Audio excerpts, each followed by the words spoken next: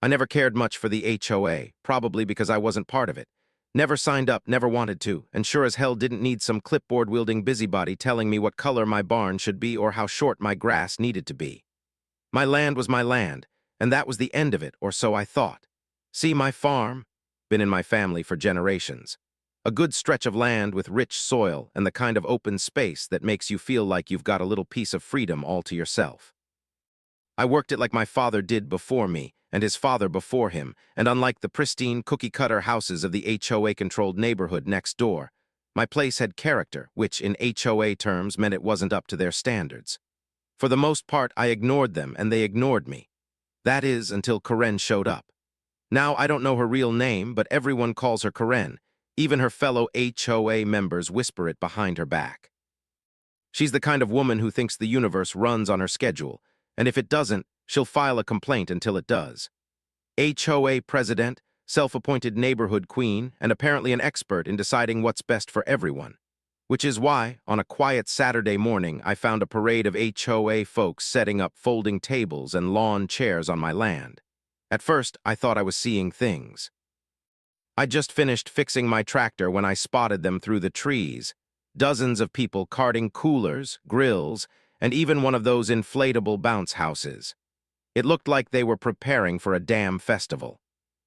I strolled over, calm as could be. "Something I can help y'all with?" A man in a pastel sweater vest turned to me, holding a plate of what looked like deviled eggs. "Oh, we're just setting up for the HOA's annual community picnic," he said casually. I raised an eyebrow. "On my farm," a woman wearing a sun hat too big for her head stepped forward. "Oh, don't be so dramatic. It's just a little event. The kids need space to play, and your land was the perfect spot." "Not like you're using it for anything important today." I took a deep breath. "This is private property." Karen gave me the kind of smile you give a toddler who doesn't understand why they can't have ice cream for breakfast. "Oh, I checked. There's no fence, no trespassing signs. That means it's fair use." I stared at her for a solid 3 seconds. "That's not how property laws work." She waved a hand dismissively. "Well, if you have such a huge issue with it, why don't you just join the HOA? Then you could participate in these lovely community events." I nearly laughed.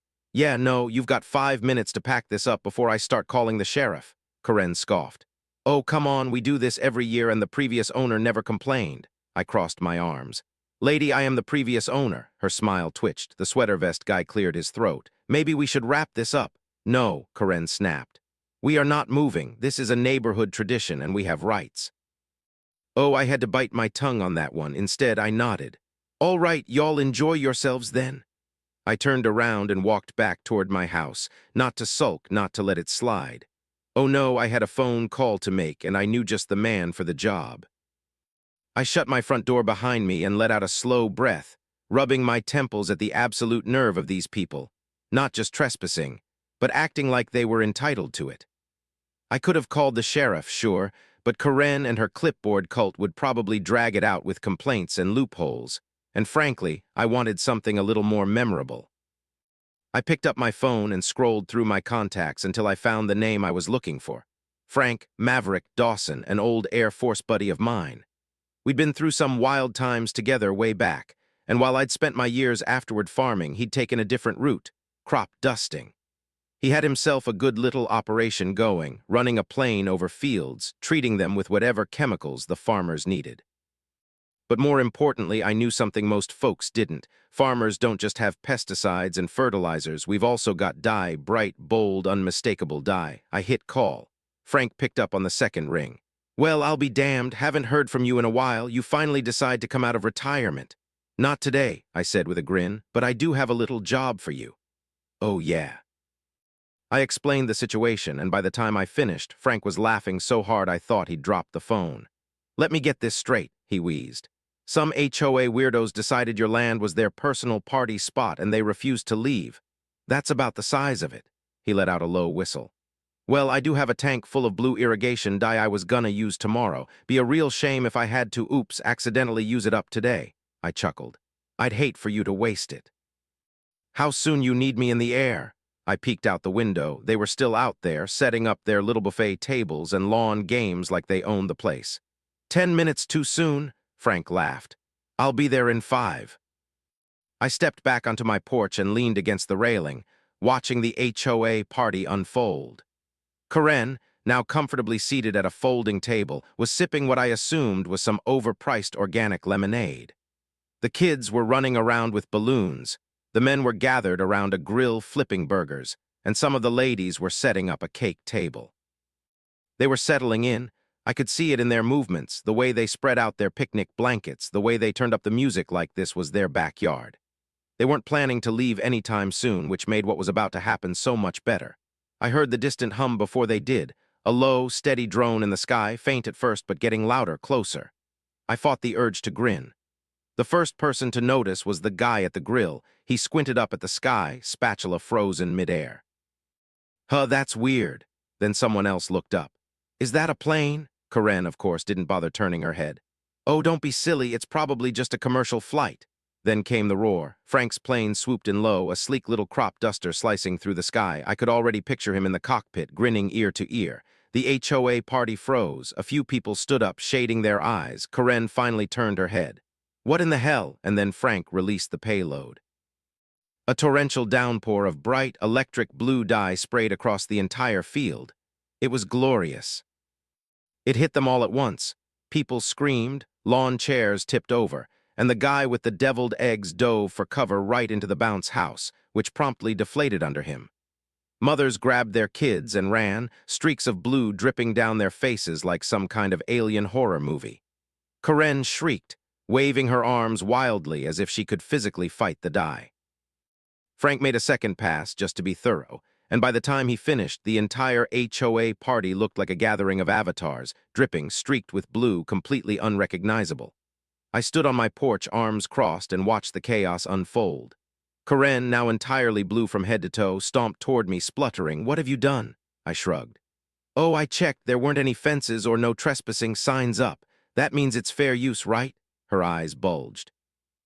I swear I've never seen a woman that furious and that ridiculous looking at the same time.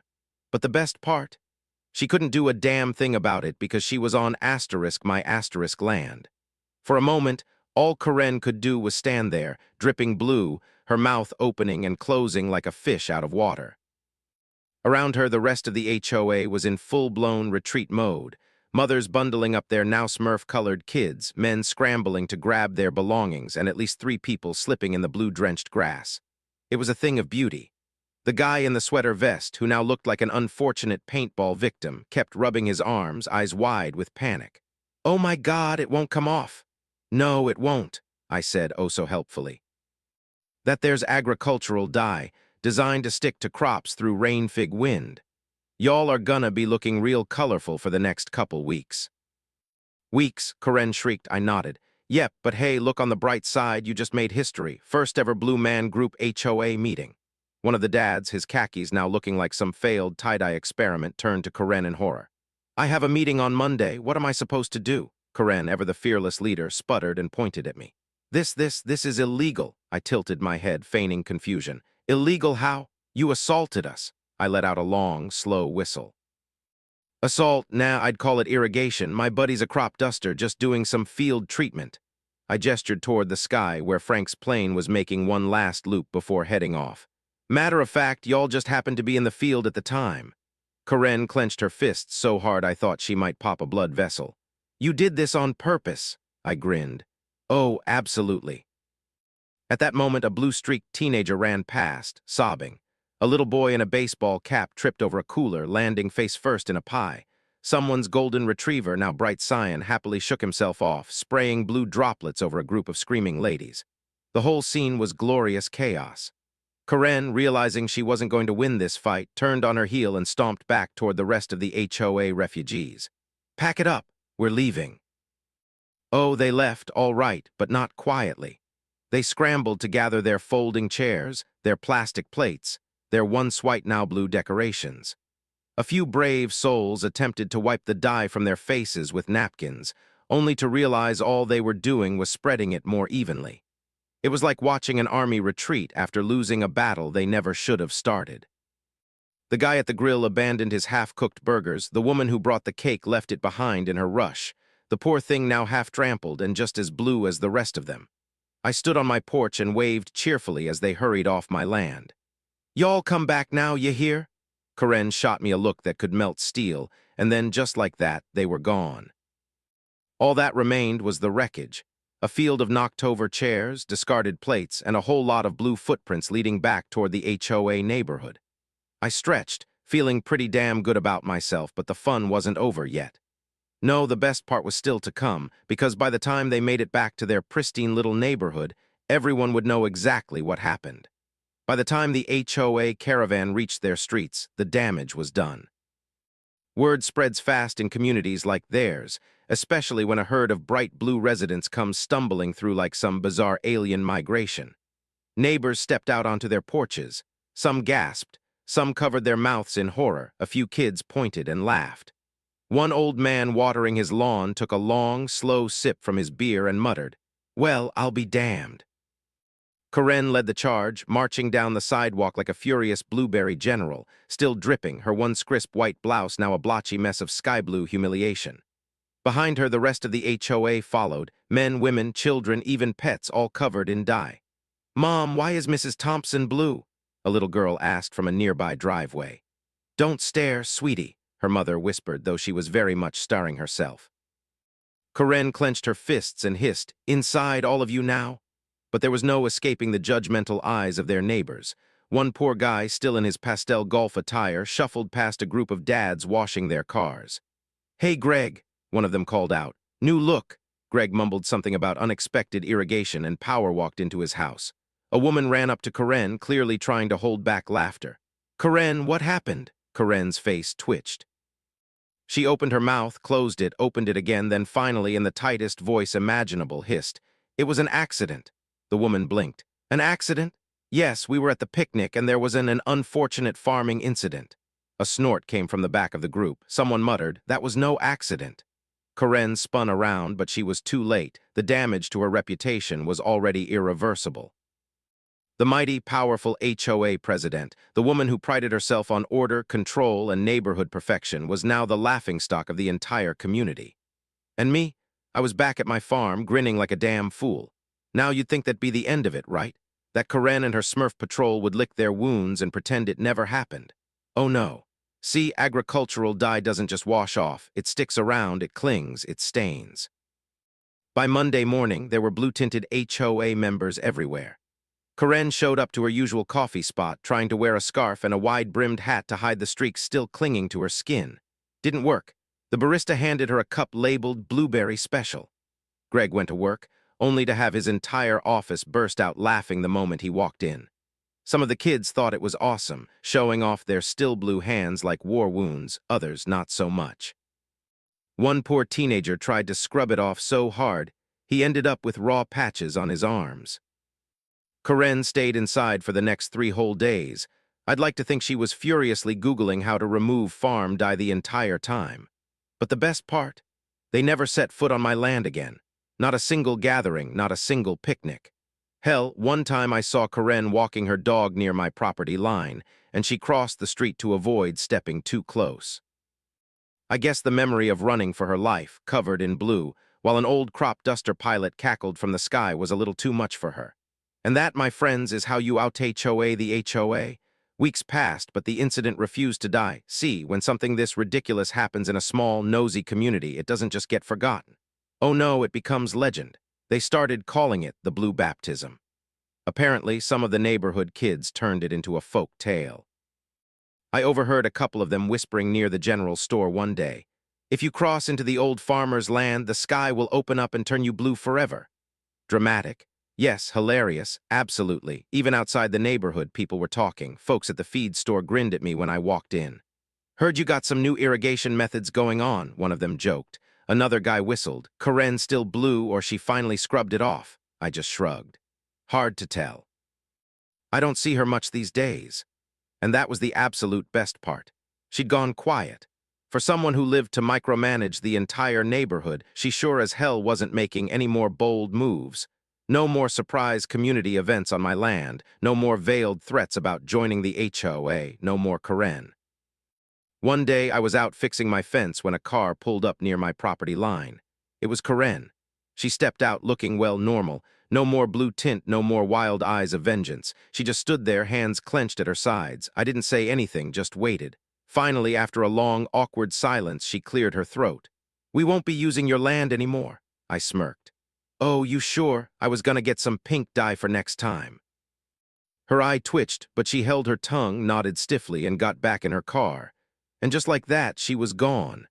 After that, things went back to normal. The HOA stayed on their side of the line, and I kept farming on mine.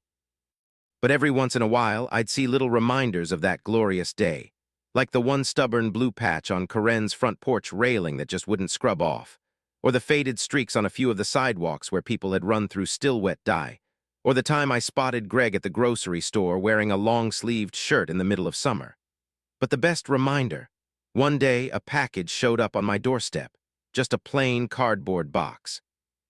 Inside, a gift from a local creative advertising agency, a blue HOA t-shirt. I laughed so hard I nearly fell off the porch.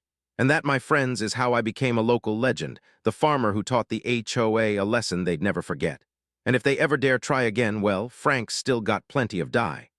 The piece was nice, though I'll admit, part of me almost missed the chaos, just a little. There's something satisfying about watching a group of self-righteous busybodies get their comeuppance in the most spectacular way possible. The quiet that settled over my farm after the blue baptism was a welcome change. No more HOA invasions, no more Karen strutting around like she owned the place, just the steady rhythm of my days working the land. The soil was rich, the crops were thriving, and the open space stretched out before me like a promise kept, handed down through generations. I'd always valued that freedom, the kind you can't find in the HOA's world of manicured lawns and identical mailboxes. My place wasn't perfect by their standards. My barn was a weathered red, my grass grew a little wild, but it was mine, and that's what mattered. The neighborhood next door, with its pristine houses and rigid rules, seemed to hum along as usual, but there was a shift. The HOA folks kept their distance, and I could feel their wariness from across the property line. It was like they'd finally learned that my land wasn't just some empty lot they could claim for their picnics and bounce houses. And Karen. She'd gone from being the loudest voice in the room to a ghost of her former self, avoiding me like I was the plague. I didn't mind one bit. The memory of her stomping off my property, dripping blue and fuming, was more than enough to keep me grinning through the long days. But the story didn't just fade away, it grew. The blue baptism wasn't just a one-off incident. It became part of the local fabric, a tale told over beers at the feed store or whispered by kids daring each other to step onto my land. I'd catch snippets of it sometimes, like when I stopped by the general store for supplies. A couple of old-timers nodded at me from their rocking chairs out front. "Heard you gave those HOA folks a bath they won't forget," one said, chuckling. "Best damn thing I've heard in years," the other added, tipping his hat. Even the cashier smirked as she rang me up. "You're the guy with the blue dye, right? My cousin lives over there, says Karen's still mad as hell." I'd just shrug and smile, letting the legend build itself. It wasn't just the neighborhood kids who turned it into a cautionary tale. The adults were in on it, too. I overheard a dad at the gas station telling his buddy, "You think Karen's strict now? You should have seen her running from that plane, looked like a Smurf on a mission."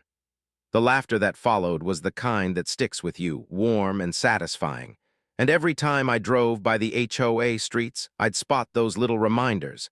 The faint blue streaks on the pavement, the way some folks still flinched when they heard a plane overhead. It was a victory that kept on giving. The best part, though, was how it changed things long-term. The HOA didn't just back off, they stayed backed off. No more folding tables on my land, no more sanctimonious lectures about community spirit. Karen's reign as the neighborhood queen seemed to have taken a hit, and while I didn't see her much the few times I did, she looked smaller somehow, less sure of herself. One afternoon, I was out by the road, patching up a section of fence when I saw her driving by. She slowed down for a second, glanced my way, then sped off like she'd seen a ghost. I couldn't help but chuckle. The dye might have faded from her skin, but the lesson hadn't. And me? I was content to keep farming, knowing I'd carved out my little piece of freedom and made damn sure everyone knew it. Life on the farm rolled on, steady and untroubled, the way it was meant to be. The seasons shifted, crops grew, and the land stayed mine. No HOA flags planted in my soil, no Karen barking orders over non-existent fences. That day with Frank and the blue dye had drawn a line in the sand, and they hadn't dared cross it since.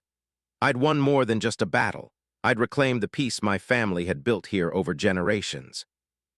My father used to say this place was our stake in the world, a patch of earth we could shape with our own hands, free from anyone else's rules. He'd be proud, I figured, knowing I'd kept it that way. The HOA neighborhood next door carried on with its usual hum, perfectly trimmed hedges, matching shutters, the works, but there was a quiet tension now, like they were waiting for the other shoe to drop. I didn't plan on dropping anything else, mind you. One dose of blue chaos was enough to make my point. Still, the memory lingered, and it kept them at bay. Every so often, I'd catch a glimpse of that lingering blue, a smudge on a mailbox, a faint stain on a sidewalk, and it'd bring a smirk to my face. Victory doesn't always need a trophy. Sometimes it's in the little things, the quiet reminders of a fight well fought. The legend of the blue baptism kept spreading, though, and that was its own kind of reward. It wasn't just the locals talking anymore. Word had trickled out to the wider county. I'd stop by the feed store and some farmer I barely knew would clap me on the shoulder. "You're the one who painted those HOA folks blue, ain't ya? Hell of a story."